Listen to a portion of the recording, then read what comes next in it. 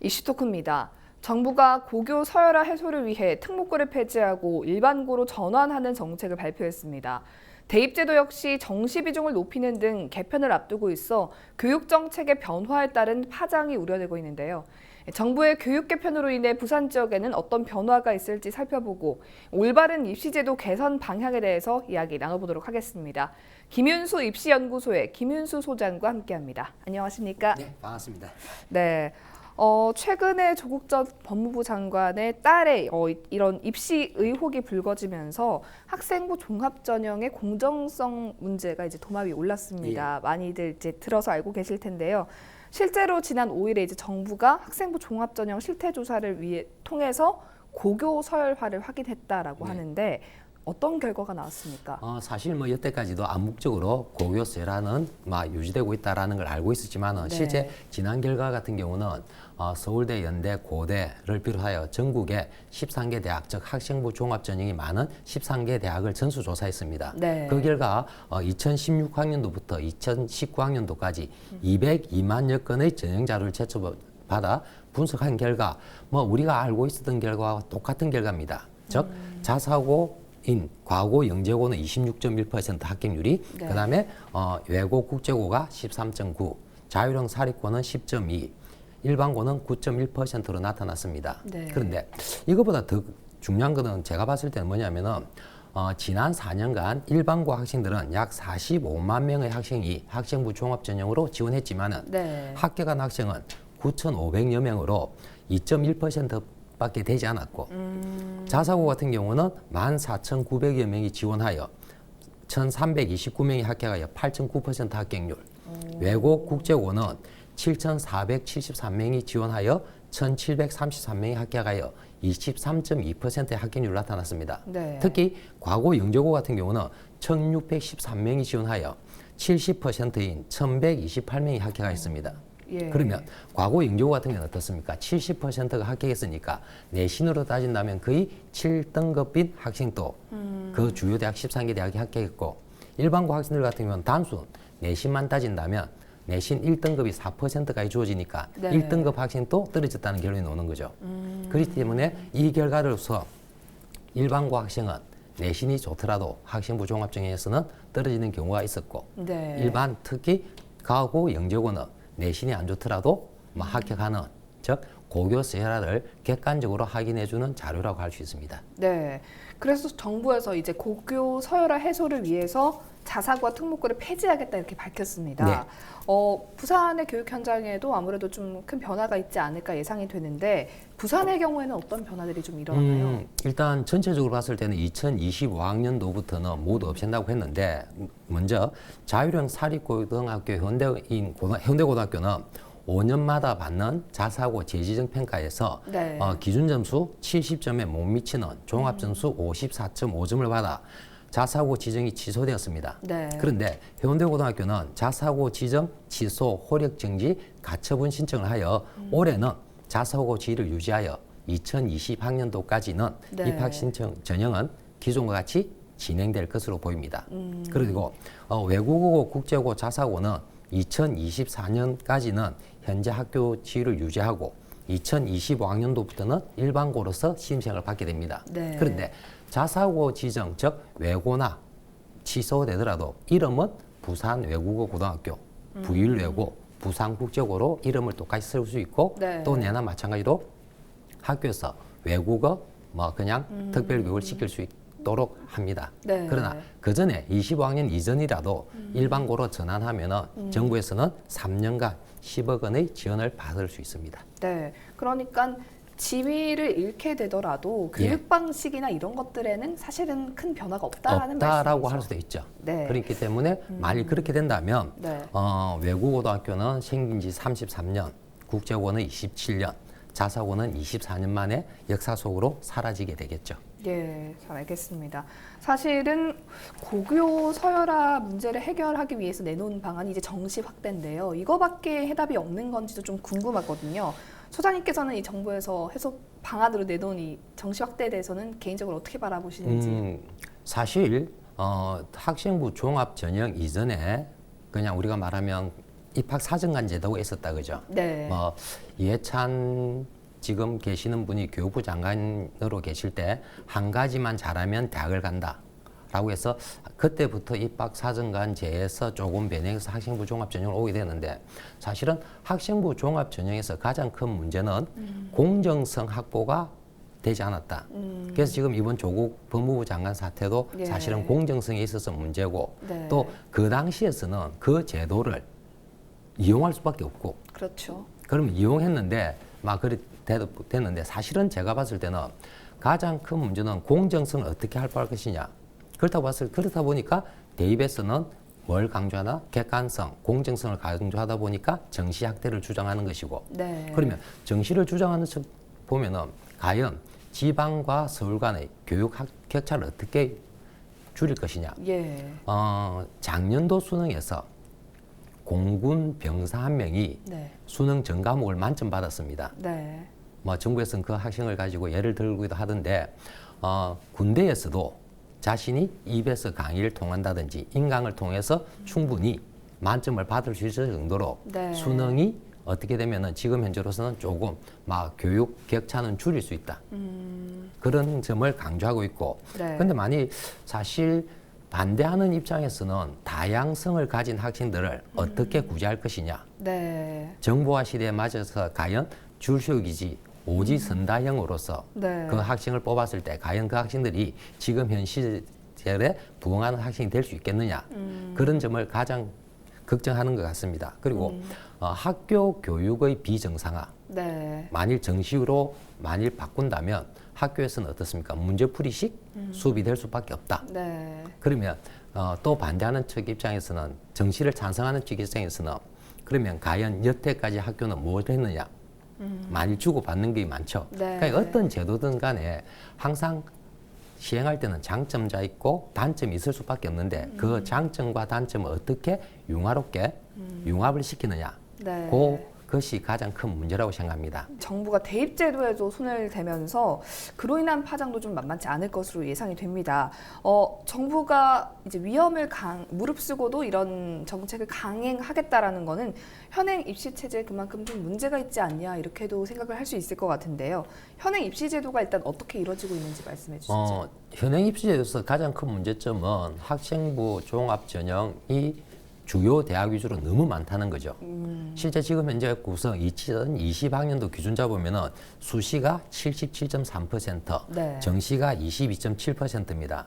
그런데 전국적으로 봤을 때는 학생부 종합 전형이 21.1% 모집하고 있고, 네. 뭐 학생부 교과가 42.4% 모집하기 때문에 그냥 학생들 그냥 정부 측이나 아니면 대학 측에서 이야기하는 거는 학생부 종합 전형이 전체 모집 정원의 5분의 1밖에 되지 않지 않느냐라고 할 수 있지만은 사실은 학생부 종합 전형은 학생들이 가고 사는 대학은 굉장히 높습니다. 그렇죠. 서울대, 예를 들어서 서울대, 연세대, 고려대 같은 경우를 따진다면 서울대는 학생부 종합 전형이 거의 80%입니다. 80%고 정시 20.4%밖에 모집을 안 합니다. 네. 그리고 연세대 같은 경우도 학생부 종합 전형을과 논술 그다음 기타 따지고 정시는 27.6%고 세고 고려대 같은 경우도 유일하게 400명만 학생부 교과로 뽑습니다. 네. 학생부 교과로 뽑지만 여기도 너무 최저 자격이 워낙 높다 보니까 사실 그냥 이 대학들 같은 경우는 학생부 종합 비율이 거의 70% 이상 된다 보는 게 정확하다고 볼 수 있습니다. 네. 그러니까 눈에 보이는 5분의 1이라는 숫자보다는 학생들이 가고 사는 대학에서의 학생부 종합 비율은 너무 높다. 네. 그게 어찌 보면 가장 큰 문제가 되지 않을까 싶고 또 정시가 축소됨으로써 그냥 뒤에 후발주자들 아니면은 늦공부가 튀다는 학생들 예. 아니면 대학을 갔다가 졸업하고 아니면 군대를 갔다 와서 한다든지 아니면 재수를 한다든지 그런 학생들이 굉장히 불리한죠. 학생부 종합 전형 같은 경우는 예를 들어서 고등학교 1학년 때 내신을 한번 좀 안 좋은 결과를 받았다. 그럼 그거를 갖다가 어떻게 회복시킬 수 있는 방법이 없습니다. 네. 그러나 정시 같은 경우는 어떻습니까? 그런 기회가 주어질 수 있기 때문에 조금 더 유리하지 않을까? 조금 뒤늦게 공부하려는 학생들은 조금 유리하지 않을까? 그래서 지금 현재로서는 수시 비중이 사실 개인적으로 봤을 때 너무 높지 않나. 물론 대학에서 원하는 인재를 뽑기 위해서 네. 수시 모집 전형은 있어야 되는 건 맞습니다. 맞는데 단지 제가 생각했을 때는 학생들이 고등학교 3학년 동안 고등학교 과정을 충실히 한 학생부 교과도 조금 늘리고 네. 학생부 종합 전형은 줄이면서 그 줄인 인원을 개개인의 특성을 살린 인재를 뽑을 수 있게끔 하고 정시도 지금보다 조금 더 늘리는 게 좀 더 효과적이지 않을까라는 생각을 가집니다. 네. 사실 학생부 종합전형 저희가 줄여서 이제 학종이라고 네. 하는데 학종을 둘러싼 사건들이 이제 워낙 많다 보니까 이 학종 전형이 가진 사실 장점도 있을 텐데 그런 부분들이 무색할 만큼 이제 반대하는 여론이 굉장히 커지고 있습니다. 이 학종의 문제점이 아마 여러 가지가 있겠지만 가장 대표적인 건 어떤 거라고 보십니까? 제가 봤을 때는 이번에 발표한 자료를 보면은 정부에서 발표한 자료 중에서 하나 재밌는 게 있습니다. 2019년도 서류 평가 시스템 접속 시간입니다. 네. 거기에 어느 대학인지는 모르겠지만은 한 학생을 보는데 평가자가 보는데 평균 걸린 시간이 9.24분입니다. 네. 즉 고등학교 3학년 동안 그 전체 과정을 보는데 1인당 소요 시간이 평균 9.24분밖에 안 됐다. 9.24분으로 그 학생의 고등학교 3년 아니면 어찌 보면은 자기 소개서라든지 아니면 생활 기록부도 읽기도 빠듯한 시간인데 그렇죠. 그 시간에 한 학생을 평가해 버리는 거죠. 그런데 더 재밌는 거는 이 학교에서 5분 이하로 학생을 본 학생이 전체의 56%입니다. 56%고 결국 10분 이하로 본 학생들 수가 약 80% 가까워지는데 네. 그러면 10분 이내에 모든 학생을 평가를 다 내렸다는 거죠. 그렇죠. 과연 내가 아니면 내 자식이 3년간 공부한 걸 갖다가 10분 만에 그 학생의 학부를 결정한다는 게 제가 봤을 때는 조금 불만 요소가 많을 수밖에 없죠. 그렇죠. 그러니까 제가 봤을 때는 가장 큰 문제는 과연 우리 학생을 객관적으로 평가할 수가 있느냐라는 게 가장 문제고 또 하나는 각 대학에서 이 입시를 하는 사람들이 전임이 있고 네. 위촉직이 있습니다. 네. 전임 같은 경우는 대학 소속이지만 위촉직 같은 경우는 그 기간에만 와서 하는데 전임보다는 위촉직 비율이 워낙 높습니다. 전임 같은 경우는 대학 소속이기 때문에 책임감이나 의무감이 있을 수 있겠지만 위촉위원 같은 경우는 그런 책임감이나 의무감이 조금 더 덜할 수 있지 않겠느냐. 그런 것도 하나의 문제겠죠. 네. 그래서 물론 학종에서 조금 전에 말했지만은 학종 같은 경우는 1학년 때 한 번 성적을 놓쳐버리면 대기 만성형 뒤늦게 공부하는 학생이 되는 불리한 제도고 네. 또 학생부를 갖다가 한 번쯤 놓친 학생은 복구할 수 있는 방법이 없고 또 실제 학생부 종합 전형에서는 학생들이 활달한 학생도 있고 소심한 학생들도 다양하겠다 그죠? 네. 근데 소심한 학생들은 자기가 활동을 하고도 그 활동을 담임쌤이나 담당쌤한테 이야기를 못할 경우가 있습니다. 네. 그럼 학생부 기록하지 못하게 할 것이고 또 면접을 보러 갔는데 면접에서 어떻습니까? 고개를 숙인다든지 제대로 대답을 못한다면 특히 이런 이야기는 방송 관계자라고 이야기하다 보면은 서울에 있는 수도권 있는 학생들은 그러니까 인터뷰를 하러 가면은 학생들이 서로 마이크를 잡으려고 하는데 지방 학생들은 서로 도망가려고 한답니다. 그 결과 결국 면접이라는 요소에서 네. 내가 가진 의견을 어떻게 발표하냐에 따라서 합불이 결정되는데 그러면 수도권 학생들은 애시당초 없습니까? 마이크를 좋아한다는 거는 면접 대비가 많이 돼 있고 그렇죠. 지방 학생들은 조금 더 거기서는 조금 준비가 안 돼 있다. 그렇기 때문에 학생부 종합 전형으로 봤을 때는 조금 지방 학생들이 많이 불리하고 또 학생부 종합 전형에서는 물론 특목고인 이 경우는 4등급, 5등급, 6등급인 학생들도 기회가 될 수 있지만 일반고 학생에서 6등급, 7등급 받은 학생들은 학생부 종합 전형에서는 설 자리가 없습니다. 그렇기 때문에 중하위권은 학생부 종합 전형에서는 대학은 아예 갈 생각을 하지 말아야 된다. 그럼 어찌 보면 반 이상의 학생들이 네. 학생부 종합 전형에서는 어찌 보면 덜덜이 쓰는 결과밖에 안 나타나죠. 그런데 정시 같은 경우는 어떻습니까? 그런 학생들도 열심히 한다면은 물론 한 번의 결과로서 모든 걸 판단하는 건 아니겠지만은 그래서 그렇지만은 학생이 아침에 8시 40분부터 시험 치갖고 뭐 4시 56분까지 그 안에서 자기 가정을 다 발휘해야 된다 그죠. 그나마 학생부 종합전형 5분 만에 내려갔다가 다 파악하는 것에 비해서 전체적인 시간도 좀 길고 설사 제가 국어 시간에 예를 들어서 몸이 아파서 국어를 성적을 마침다 손치더라도 다른 수학이나 영어나 탐구를 잘 치른다면 그 과목만 반영하는 대학도 갈 수도 있고 예. 이렇게 학생들이 조금 더 유리하지 않을까. 정시가 확대되면 아무래도 수도권과 지방 학생들 간의 어떤 불균형이 더 심화될 수 있다라고 보는 의견일 텐데요. 부산 지역에 어떤 영향을 좀 미치게 될 거라고 전망하십니까? 앞에서도 잠시 언급했지만은 실제적으로 봤을 때는 제가 생각할 때 가장 큰 문제는 지방 학생과 수도권 학생들의 공부 학습량에 있어서는 지방 학생들이 과연 따라갈 것이냐. 첫째 문제고 네. 두 번째는 지금 정시로 갔을 때 수도권 학생들이 많다라고 하는데 사실은 수도권에 있는 고등학교들의 재수생 비율은 엄청납니다. 그렇죠. 엄청난데 지금 현재로서는 각 대학별로 각 고등학교별로 학교 수험생 자료가 통계가 안 나타나서 모르겠지만 지난 2014학년도는 그 자료가 나타났습니다. 거기 보면은 서울에 있는 용문고등학교 같은 경우는 재학생 111명에 재수생이 170명이었습니다. 네. 그러면 153%다 그죠? 그 당시 또 서울에 있는 양정고등학교 같은 경우도 재학생 458명에 졸업생이 527명 됩니다. 재학생보다 졸업생이 많죠. 네. 그럼 졸업생은 어떻습니까? 전체적으로 정시를 목표로 공부한 학생이 반 이상이다 보면 됩니다. 그러다 보니까 결국 1년 더 공부한 학생이 어찌 보면 재수를 해서 정시에서 좋은 대학 간다. 공부량에 있어서는 많다 보니까 그런 거는 저는 인정해 주지 않아야 될까. 결국 지방 학생들이 불리하다라는 관점은 학습량에 있어서 제 생각에는 작기 때문에 불리한 거지 네. 학습 시간이 똑같다면 오히려 불리하지 않다. 학생부 종합 전형이 사실은 사교육 영향을 제가 봤을 때는 더 많이 받을 수 있고 예. 정시 같은 경우는 오히려 사교육 영향을 더 작게 받아도 됩니다.